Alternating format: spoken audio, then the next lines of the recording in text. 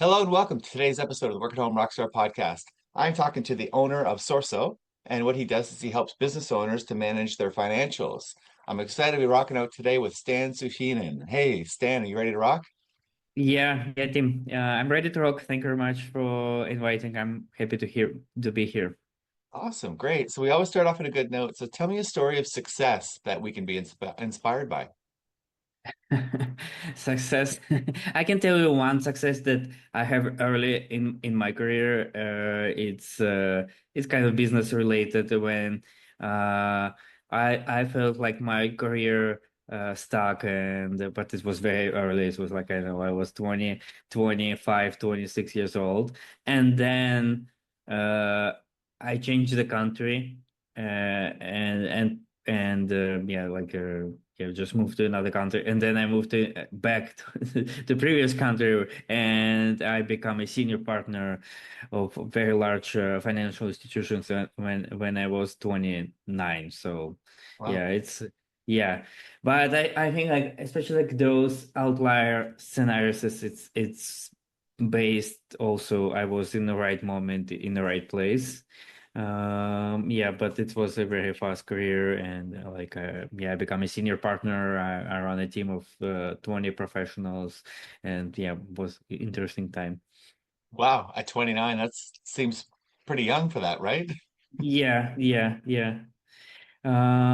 but it was like, I don't know, again, end up in the right moment, in the right time, where, like, I don't know, like in organizations that was trusted younger people, and don't hesitate to promote them. That's good. I mean, it worked out well. But you mean you obviously had the right skills in place by the time, like when you got the offer, right? Yes, but I think, like, I still was young. I still, like, didn't understand, like, a lot of things. I think now I'm well better, but I think, yeah, as time passed, I think everyone's just learned more, right? So Yeah. yeah. I work a lot trying like to hustle, like, usually working on Sunday and Saturdays. Yeah, yeah, just. Yeah, but this was a really interesting time, and we introduced this new financing, and we scale it, and yeah, we just it was really kind of inspiring. Wow. Okay, so then with the good notes, sometimes there's some bad notes. Sometimes there's things that don't go as planned.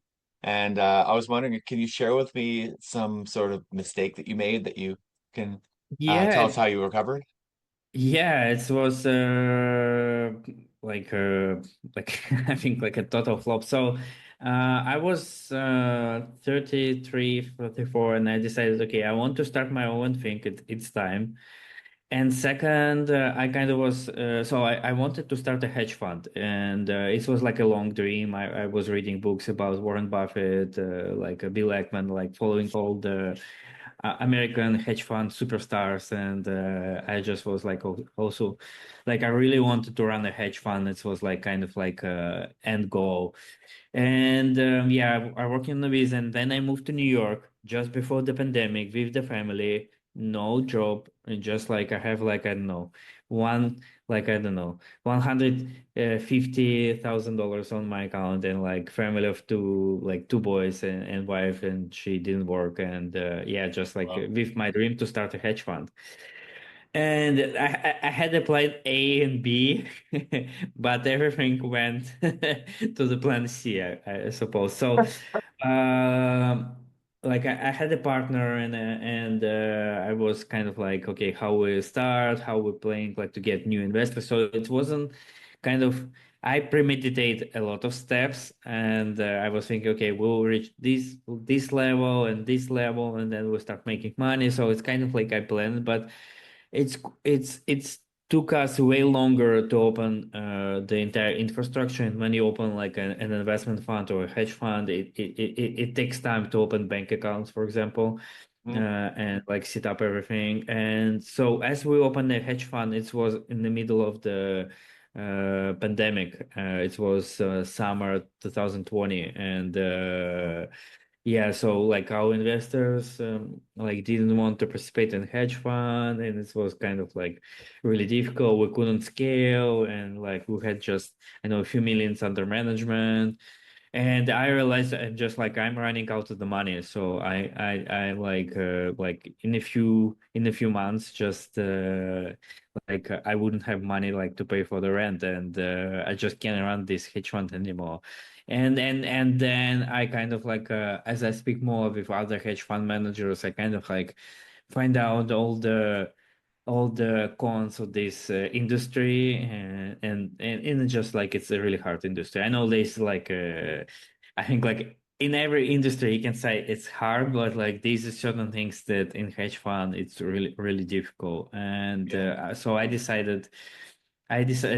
made a really difficult decision. I decided not to pursue these kind of things, and change a little bit attitude and say, okay, I will start doing financial consulting, because I came across a few entrepreneurs, business owners that they were working for a business like I don't know, like 5 years, 10 years, and what's they doing, just burning money. And the most painful about those scenarios, that they didn't realize that they're doing it, and it's really bad. So I don't know, when I run a hedge fund, I know it's loss making, right? It's kind of loss, like I don't know, at least I was aware. But like people, and the thing is, business owners think, especially when your revenue is growing, they think, oh, it's not a financial problem, I just need more money. And they trying to get money, and especially if they super passionate, and they kind of like I don't know,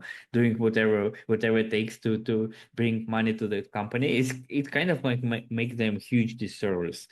It's they putting more and more money, and it doesn't create any value, because they just like they're losing this money, and they don't see it. Yeah, I remember I had one conversations with one gentleman. He's been working on this one business more than 10 years, and he was about to declare a personal bankruptcy, because like the debt, like personal debt, business debt was so high, and just there's no way out of this. Yeah. Wow. Yeah, Yeah. it's tough, eh? And especially like you say, when it's their passion and you just get kind of wrapped up in that. And, there's also like that, what is it? Sunken costs thing where, you put so much money into it that you're like, well, maybe if I just put a little bit more into it, then maybe it'll turn around, right? Yeah, the sunk cost is huge, and I think psychology factor is even bigger than the money factor. Yeah, Mhm. people for some reasons, yeah, they so tied to this, and I think it's why super important, because I think the problem with this, that you don't know what you don't know. You kind of like you don't know even if you need to look at this. Like for example, like the biggest mistake I see, especially from first time founders, from first time business owners, they hire at some point an accountant, and they think that like accountant does everything, like financials, like everything. But I can tell you, accountants, like they do very little. They do very little, and the problem, even like what they prepare, you need to review. Like somebody has to review. If there is no any other like a financial person, or anybody, like I know your partner, or like I know anybody in your company, it should be you. And I, of course, I understand that it's not the sexiest things. It's boring. It's super boring. I agree. It's kind of like it's not fun. And I know you're doing the sales. I know you manage team. You're going like to get new clients. You're speaking with current clients. You have like I don't know, maybe like I don't know, one problem on another, and it's like a real problems, and you think it's not real problems, but you really need to review, or somebody. If you're not doing this, somebody should review your financials, because otherwise you completely out of it. You don't understand what's happening in your business, and everything else doesn't matter, because you literally doesn't understand your gross profit margin, your operating profit margin. You don't understand how much capital do you have in the business, what is happening if you don't review your financials. Yeah. Yeah. Yeah, I agree. I mean, I look at my financials every day, and I wonder. So, I've been using ChatGPT a lot more lately too, and it has been helping quite a bit with reviewing certain things too. However, it makes mistakes as well. So, Yeah.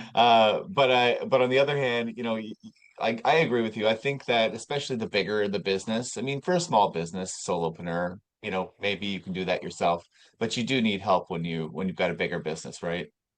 Yeah, yeah, and yeah, just like especially like if you thinking to take a debt or you want to like to put more money, like you need to understand and like usually it's end up that business owners they have this what I call like mental financial model. So they have in this in their head kind of like this number. So like I pay like I don't know, I charge like $10 per my service or per my product, and then Mm. like I pay like this contractor like $5 and this kind of like I don't know where like I know this like I buy these things for like $3, so my profit is $2.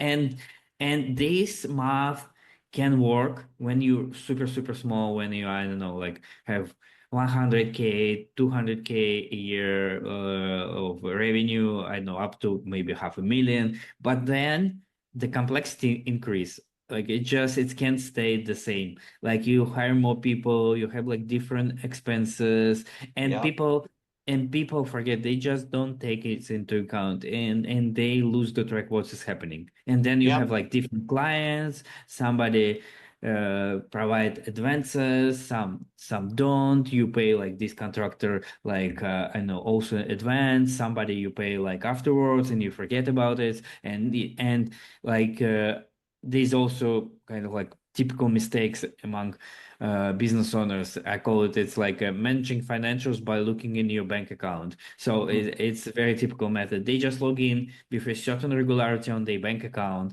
And if the account is bigger, they think they're doing fine. If it's lower, they think they're not doing fine. So it's kind of like how they manage financials of the, and I can tell you there's like 100 reasons why your account can be higher and higher, especially if your business is growing, but actually you losing money, and yeah, it's not fun. Yep. No, I agree because people don't take into account the overhead that comes into play. They're Mhm. just looking at that particular individual, sale, right? And Yeah. however, there's a lot of other things that you're spending your money and your time on.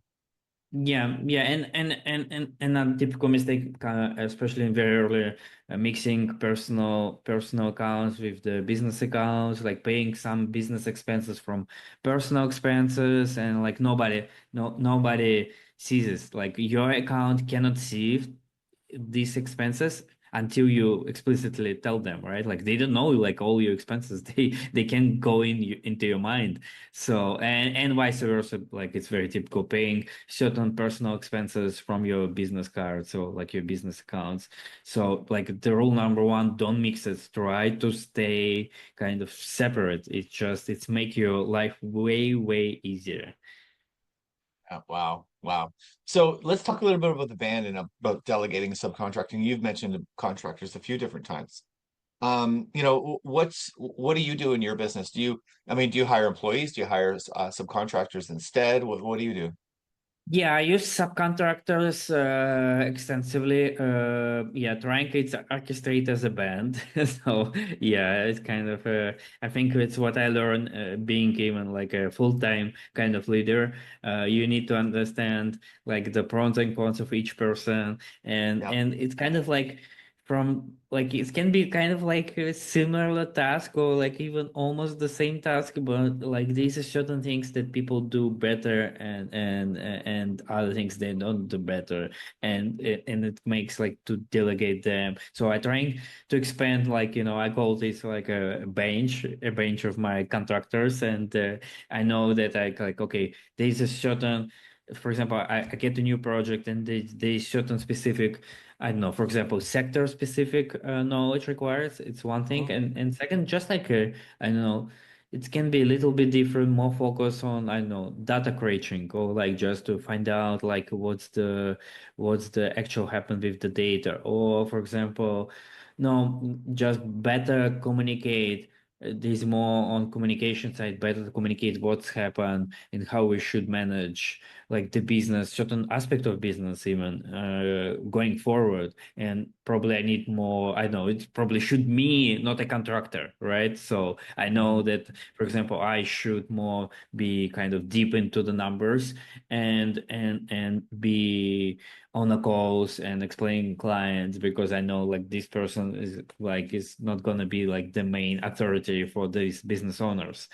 Uh, yeah, so trying to understand kind of like these even small nuances of each person, and of course it's hard to understand just from one interview. So I Yeah. highly recommend to give like a small task. Like I kind of learned it. I know like even like all these fancy names on the resume, all these things, even like the kind of like the knowledge and everything that they can demonstrate on the interview doesn't mean anything. Like I've seen it all. I've seen it all.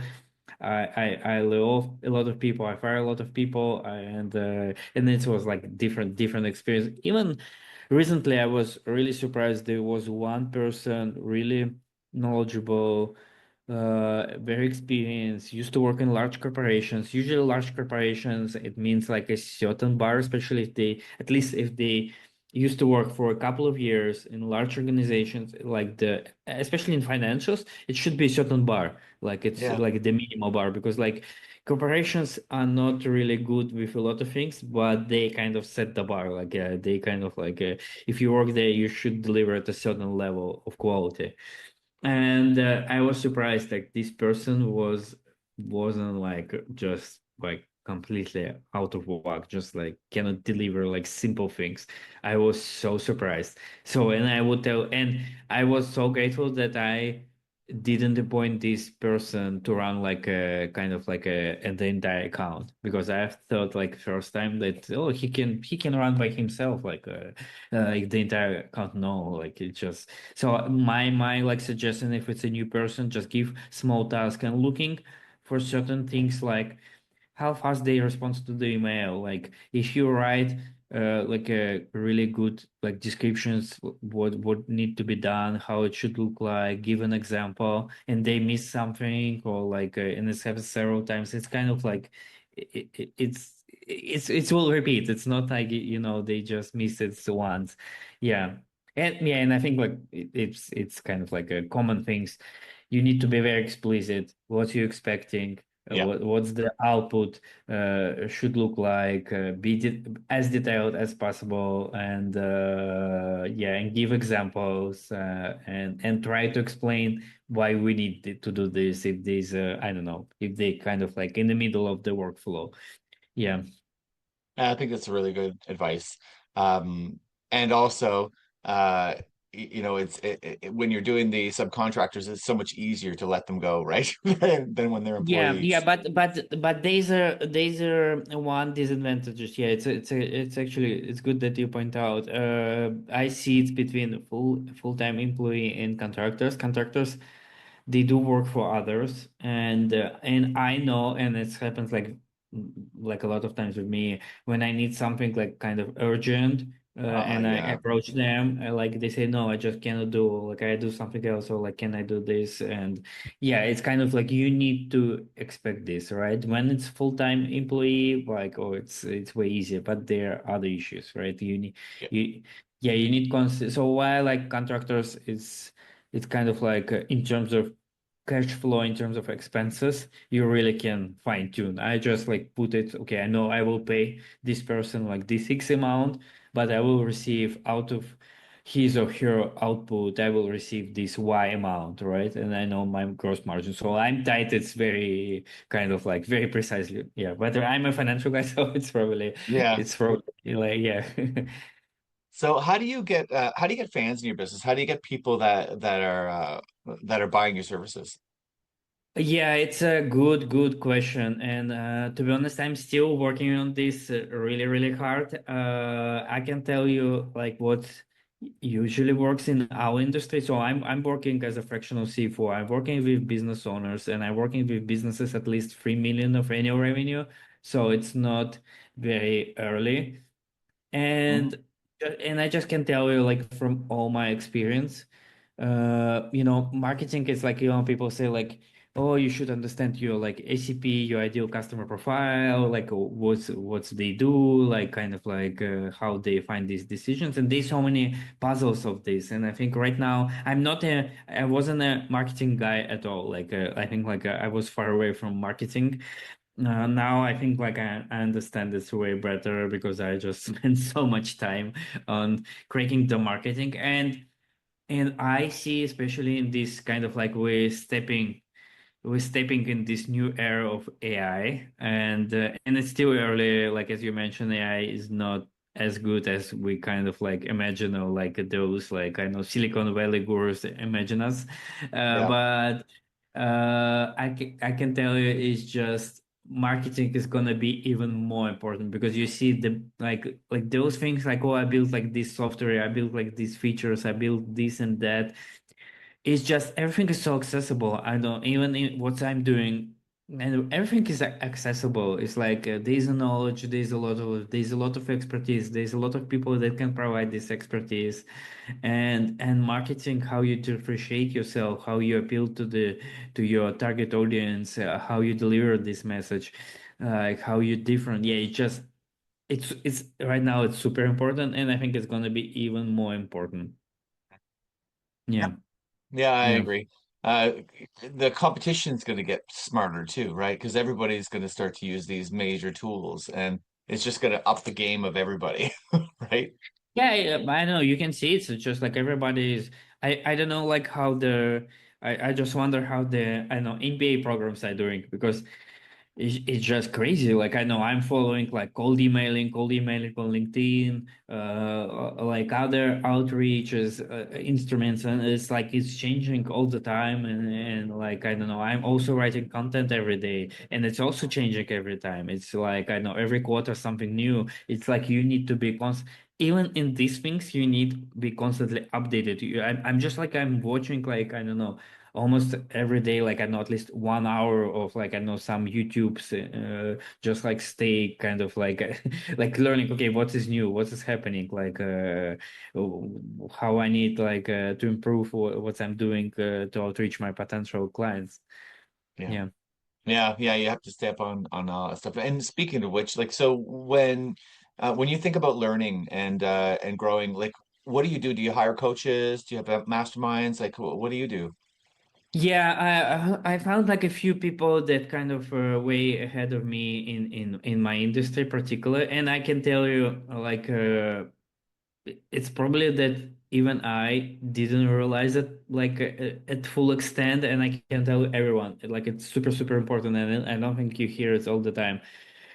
Daisy can be a very successful founder that sold multiple times like his business for like I don't know multiple business, multiple like millions, and you can hear like on YouTube and others, and they, for example, they were like in e-commerce. I can tell you, even like right now, you start e-commerce. It's completely different what it used to be 10 years ago. Like Yep. completely different. How they attract customers, what's the customer acquisition cost, like what's the go-to-market strategy. Everything changed so much that even like the same guy that like I know sold business like even 5 years ago, like probably some of his advices is not gonna be relevant anymore. And it's what I found out because I'm kind of in B2B marketing.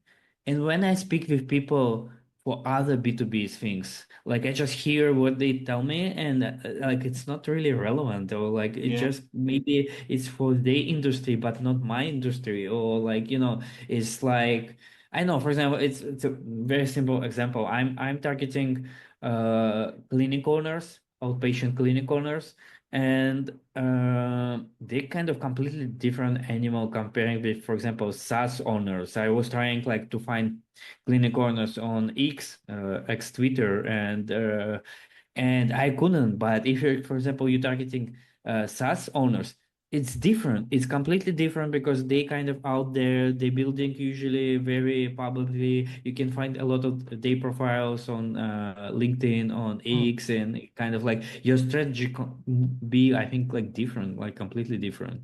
Wow. Yeah. Yeah. Yeah. So I think it's important to find like a master. I was on a few masterminds group, but I was go exactly my kind of like fractional CFO, not even accounting, because like yeah, it's another good example. Like you can find a really good business owners that build like a really good accounting practices, but it's different from fractional CFO because they usually sell very early, like as I told earlier, like if you I know in 200 K of annual revenue, you probably already need to hire an accountant, at least like very part-time for a few hours a month, but you probably already need it. So they sell this very early. Like I'm working with businesses at least 3 million of annual revenue because it's going to be very expensive for them to start early. And so the cycle, and can you imagine, it's like it's completely different setup, and it's completely even like they live in a different day to day. Like the owners that at 3 million of annual revenue, they more inside the business than outside the business because they probably don't need to reach out somebody. They more like need to work inside with their team. Probably they already have like a lot of people. They need to working with the clients that they already have. So they don't need to be out so much. For example, if I'm going on any kind of events where I expect owners, I see like those early stage owners that just started or like they're doing something because they're looking for something. They're looking for investors or they're looking for new clients. Mm, And when they reach a certain level, they don't really go like for a lot of events because they have a lot of things that happening inside their business, and they probably go on one conference or two conferences, or they go like for like these masterminds, but like very specific ones, right? Like very, very kind of like into the industry. Yeah. yeah, that's really good insight. I think you're absolutely right too. I mean, once your business gets so big, there's complexity gets so big, you need to be making sure that everybody's working within the company and doing their thing. You don't necessarily need to be wearing all the hats anymore and going out doing that that outreach and that sales stuff that you're doing at the beginning of your business. So that's really good insight. So depending on who you're targeting, yeah, like you say, if you're targeting businesses that are at that point, you're not going to talk to the owner. You're going to have to Yeah. talk to some sort of gatekeeper, right? Yeah, yeah, and they not there, so like they don't really like they spend like they're really busy, and I see it like across like even prospecting clients, like when I have a calls, like they just like no, I'm busy, I have this and that, and I Yeah, see like how many tasks they have, and yeah, it's just like if they working on those tasks, they don't like yeah, it's like they don't go out, yeah, yeah. So yeah. awesome. It's time for your guest solo. So tell me what's exciting in your business right now. What's exciting, I think like the really exciting things, I know it's probably sounds like a cliche, but I really see the difference how I help clients and it's probably if we go back to the my hedge fund things, it's why I see the difference. Like when you like doing a hedge fund, it's kind of like a zero sum game for the society in general. Like you can argue like there's certain things, but I just like here I see like a big impact on the business owners, and I believe in the power of business owners. I believe in power of the capitalism and private owners. I believe for society, private owners creates so much goodwill for the society in general, and I have this mission that I don't want business owners be out of the business because of the financial mismanagement. They can be out of the business because somebody outcompete them because they provide the products or service that nobody needs, and it's totally okay, it's part of the game, but they shouldn't be out of the game because they just didn't manage their financials properly. I think it's just like it's hurt my heart. That's a shame. Yeah, Yeah, yeah, it's a shame. And yeah, and I mean that's the thing is that we've gotten so programmed, I think, to think that math is hard and finances are boring and all that stuff that people don't even look that way, right? yeah, yeah, yeah, and I see it, and I can tell you like you, especially with ChatGPT and everything, like you can start just asking questions, and you can figure out like certain things by yourself, especially Yeah. very early. Like these are certain things that definitely ChatGPT can work. You're just asking, you can start questions like, okay, I'm like at this 200K, I have like this revenue and expenses, what I'm missing, how I should like review this Yep. like if I have an account and where I should look like what's the points that I need to pay attention to. So you can start like asking those questions. Yeah. Well, and I do that. And I think one of the cool things about it is that what you'll find when you start to ask some of those questions is you'll find those blind spots. And it actually might encourage you to hire somebody sooner because you'll be Yeah. like, okay, it starts to give you back these answers and you're like, what is all this? Right? Yeah. And it kind of makes you go like, okay, I need somebody to help me. I didn't realize that this was this complicated, right? Yeah. And you see like the difference between first time founder and second time founder. I think in a financial function, you see from the very beginning, like the second time founder or business owner, they start, okay, I hire an accountant. I will probably even like hire like a someone with the financials. I know I need to track like these metrics. I know I need to track these numbers. They really kind of into this. Like I know they already like knew that they need to do all these things. Yeah. Awesome. Right on. So then so you say you're looking for companies that are making, something over 3 million per year. Is there any other characteristics that you'd be looking for if someone was listening to this and they go, "Oh, I know somebody." Like what would be another trigger that would mean that they need you? Yeah, I think when the complexities increase and you kind of start losing track of what's happening with your financials, like just like what is in, what is out, you kind of like you don't really like just kind of like don't have a like you're losing sense what's happening in the Hmm. business. And if there's something like I know they open just a bank account, like the owner that like managing financials just by looking at the bank account, it's not the right way to do it. Or like yeah, and I think another things what is important, I kind of starting with the business slash personal goals. It's kind of my one of my first questions. It's not like even financials, like what do you want to achieve with this business? Because it's so tight to my work. Like if you want to sell business in 5 years, it's one strategy, and we need to do a certain things even from the financial point of view. Like you probably need to grow, you need to more focus on the revenue. But if you want to maximize, like for example, I know distribution to yourself, I know you want to buy a house or you want to pay like I know college for your kids, it can be completely different strategy. It can be maybe you don't need I don't know open more stores, or I don't know new clinics, or open like more products or services.